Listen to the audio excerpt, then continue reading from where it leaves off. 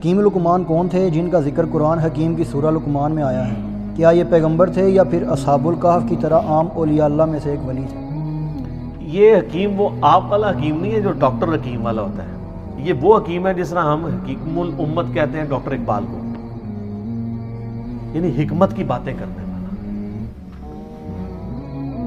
یہاں پہ بھی حکمت کے اقوال پیش کیے جاتے ہیں نا، تو ڈاکٹر اقبال کے اشعار پیش کیے جاتے ہیں، ان کی باتیں کوٹ کی جاتی ہیں، ان کے وہ خطبات reconstruction of religious thoughts in Islam اس کی کوٹیشنز کی جاتی ہیں. تو ہمارے جس طرح ایک بچے کو بھی پتہ ہے کہ حکیم اقبال سے مراد ڈاکٹر اقبال وہ حکیم نہیں ہے، نہ وہ ڈاکٹر تھا وہ والا ڈاکٹر جو پوڑیاں یا دوائیاں دیتا ہے. ان کی پی ایچ ڈی بھی فلسفی میں تھی. حکیم لقمان بھی اس قسم کے ایک تھنکر تھے. بیسیکلی یہ سوڈان کے رہنے والے تھے، حبشی نسل غلام تھے. عرب کے لوگ ان کے اقوال سے واقف تھے. جس طرح ہمیں بچپن میں ہی اشعار آتے ہیں کہ محمد سے وفات ہونے تو ہم تیرے ہیں. ہمارے چھوٹے بچوں کو یہ شعر آتے ہیں، اسکول میں سن لیے، لب پہ آتی ہے دعا بن کے تمنا میری. ڈاکٹر اقبال کو وہ جانتے نہیں ہوتے لیکن اشعار سنتے ہیں. اسی طریقے سے عرب کے لوگ حکیم لقمان کی کہاوتیں، حکیم لقمان کے واقعات وہ بچپن سے سنتے تھے. ان کے محاورے ان کو ایک ریسپیکٹیبل پرسنالٹی سمجھتے تھے. بس اس سے زیادہ کچھ نہیں تھا. نبی نہیں تھے وہ، کسی نبی کے صحابی بھی نہیں تھے وہ، کیونکہ قرآن حکیم میں جو سورہ لقمان میں ان کا ذکر آیا تو انہوں نے صرف توحید اور آخرت کا ذکر کیا، کسی نبی کی پیروی کا ذکر نہیں کیا. ورنہ یہ نبی پہ واجب ہوتا ہے کہ جب وہ دین سکھا رہا ہوتا ہے تو وقت کے پیغمبر کی پیروی کا حکم دیتا ہے. وہ ایک عام انسان تھے جو دین فطرت کے اوپر تھے، یعنی انہوں نے نیچر کو آبزرو کیا. یہ فطرت ایک توئیں والی ہوتی ہے، وہ فطرت نیچر ایک ہے تا جہاں پہ کسی پیغمبر کا پیغام نہ پہنچا ہو، لیکن فزیکل فینومینا آف نیچر، قانون قدرت کو، التذکیر بھی لا الہ کو آبزرو کر کے ایک بندہ اللہ تک پہنچے. اس طرح وہ گاڈ تک پہنچ چکے تھے. ان کی سب نصیحتیں پڑھیں. پہلی نصیحت ہی ان کی کیا ہے؟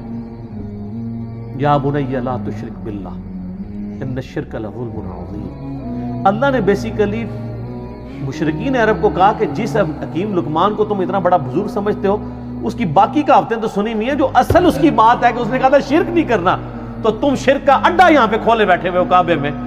یہ حکیم لقمان کی تمہیں نصیحت نہیں پتا. جس طرح ہم ناسبیوں کہتے ہیں کہ بخاری مسلم میں رفع الدین کی حدیثیں ہیں تو آل امیہ کے خلاف بھی ہیں، تو یہ حدیثیں نہیں ماننی تم نے. الزامی جواب، اینٹی وینم پھکی کے طور پہ. تو یہ سورہ لقمان اس لیے ان کو ایڈریس کرتی تھی. وہ بچپن سے جانتے تھے کہ حکیم لقمان بہت دانا تھا، بہت عقل مند شخص تھا. تو عقل مند شخص توحید کی دعوت دینے والا تھا، اس کی توحید کی نصیحت تو تم نے بھلا دی ہے، شرک کا اڈا بنایا ہوا کعبے کو.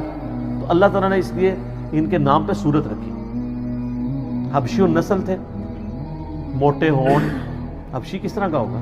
یہ تو آپ کا کرائٹیریا ہے نا، خوبصورت شکل ہو، ناک باریک ہو، ہونٹ پتلے ہوں. اللہ کے نزدیک تو مسلم شریف کی حدیث ہے اللہ تمہاری شکلوں اور مال کو نہیں دیکھتا، دلوں اور اعمال کو دیکھتا ہے. تو شکلوں کو کیوں دیکھے؟ شکل بنائی کس نے؟ اللہ نے. تو اس نے شکل کو کیوں دیکھنا ہے؟ اعمال کا اختیار آپ کو دیا، اس لیے آپ کے اعمال کو دیکھتا ہے. دل میں اچھائی اور برائی کی تڑپ اور اس کو ایگزیکیوٹ کرنا، اس کا اختیار اس نے آپ کو دیا، اس لیے اس کے اوپر جج کرتا ہے.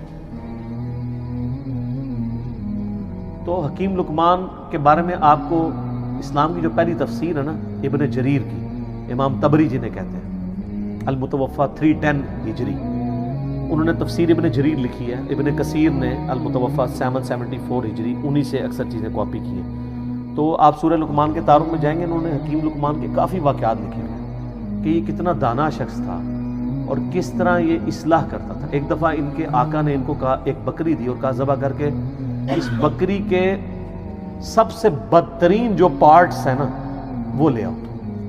تو انہوں نے بکری ذبح کی، زبان اور دل اٹھا کے لے آئے.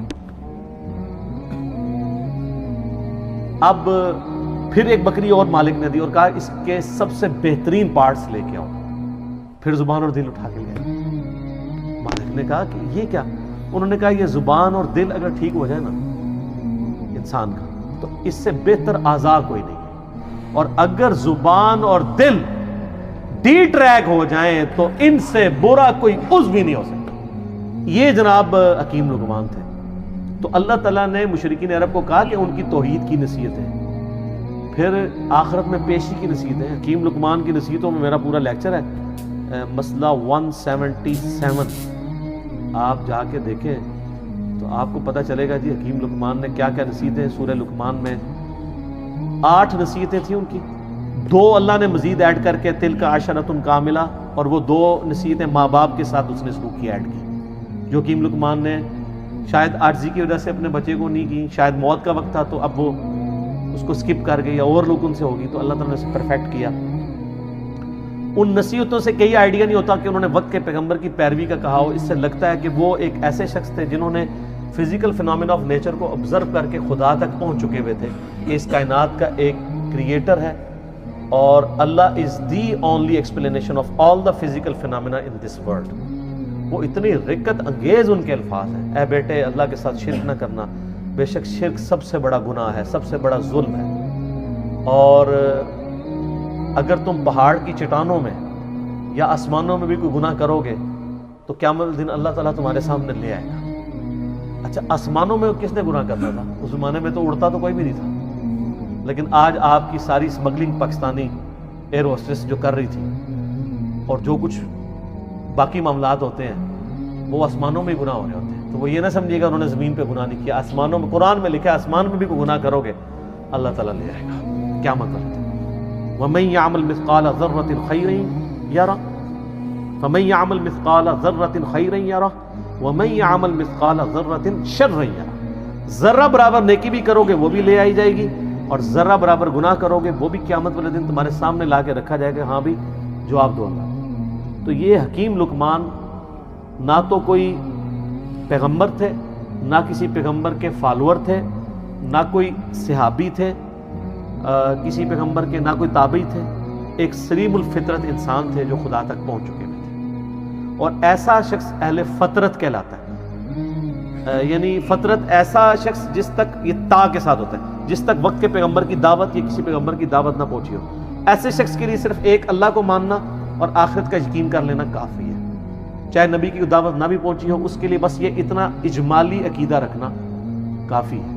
البتہ جب وقت کا پیغمبر آ جائے پھر اس کو ڈینائی کرے گا تو وہ کافر ہوگا, لیکن ایسے لوگ عموماً ڈینائی نہیں کرتے. اس کی آپ کو نمائندہ مثال بتاتے ہیں. سیدنا زید بن عمر بن نفیل, آپ کو پتہ ہے نا ان کے بارے میں, صحیح بخاری میں آتا ہے. ان کا ایک بیٹا ہے سعید ابن زید. سعید ابن زید کو جانتے ہیں؟ اشرا مبشرہ والی حدیث والا, مغیرہ ابن شعبہ اور حضرت معاویہ کے ساتھ جھگڑا کرنے والا, اور مولا علی کی شان میں 10 صحابہ کے جنتی ہونے والی حدیث سنانے والا, حضرت عمر کا بہنوئی سعید ابن زید, شروع کے مسلمانوں میں سے. ان کا باپ تھا زید بن عمر بن نفیل, اس کے اوپر بخاری میں چیپٹر ہے. یہ اہل فطرت میں سے تھے. نبی علیہ السلام فرماتے ہیں کہ مجھے صحیح طرح یاد ہے, میں جوانی میں تھا, اس وقت اللہ نے مجھے مبعوث نہیں کیا تھا. ایک جگہ میں دعوت پہ گیا تو وہاں پہ لا کر دسترخوان کے اوپر کھانا رکھا گیا, اور نبی اسلام کی اس وقت عمر 25 سال تھی. تو آپ کہتے ہیں کہ میں نے زید بن عمر بن نفیل کو دیکھا کہ وہ اس دسترخوان سے اٹھ گیا, اور اس نے کہا کہ میں بتوں کے نام کا ذبیحہ نہیں کھاؤں گا. ہائے ہائے ہائے.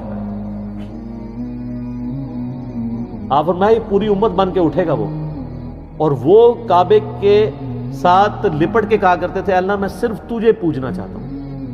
لیکن وقت کے پیغمبر کی کوئی تعلیم ان تک نہیں پہنچی تھی. مواحد تھے, وہ یہ مانتے تھے بت پرستی حرام ہے, پیغمبر کی دعوت نہیں تھی. اسلام آنے سے پہلے دنیا سے چلے گئے.